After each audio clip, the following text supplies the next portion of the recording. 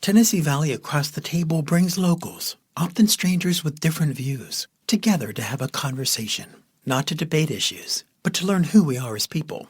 I'm Will Davis, and this series is inspired by StoryCorps and produced and edited by my honors students at the University of Tennessee at Chattanooga. This episode is by James Ortiz. Here's Loman Martin and Reid Belew. Given the past 6-8 years, it's hard to I think connect with a party anymore. So I connect more so with practices that I guess might be within a party.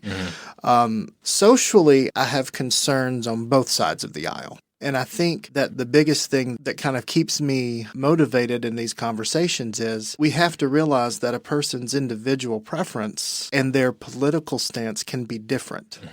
When you think about women's rights, equality, what does that mean in material terms to you?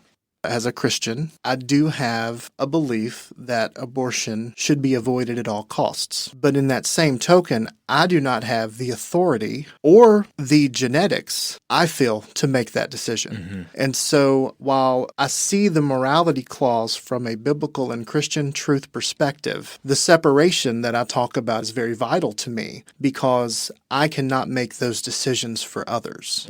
I can only make decisions that affect my family and my household. I make the comment to my wife all the time, I don't understand when old white men got to choose how women's bodies work. That doesn't make sense to me. Right. I mean, of course, being married to a woman and then now raising one, women's rights has now become a top issue for me as well. Whenever we were pregnant, I was really scared about having a boy. That felt more challenging to me than raising a girl. And I think the reason is this society historically has created conditions where women are kind of the underdogs.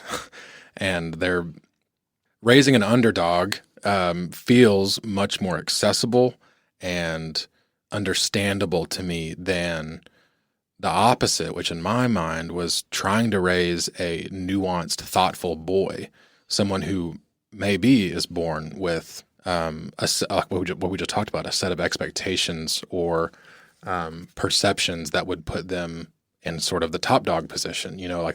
Things are like you mentioned earlier with yourself. You're a straight white conservative male. I mean, it's like living life on easy mode, and the prospect of raising a boy and teaching him not to indulge in easy mode and to be thoughtful and not just take the easy way, because he has the easy way, that felt much harder to me than raising a girl and making sure that she is strong and thoughtful and independent.